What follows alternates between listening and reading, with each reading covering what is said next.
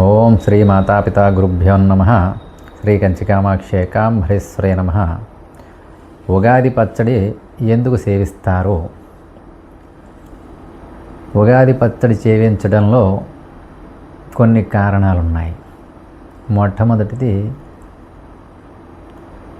చైత్రమాసంలో ఈ యొక్క వేప పువ్వులో పరదేవతా శక్తి స్వరూపం ఉంటుందని శాస్త్రం చెబుతోంది.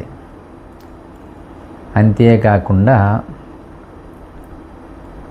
దానిలో వాడేటువంటి మిగతా ద్రవ్యాలు ఏవైతే ఉన్నాయో, తీపి, పులుపు, ఉప్పు, ఇలా ఈ షడ్రుచులన్నీ కూడా మన జీవితంలోని సుఖదుఖాలని,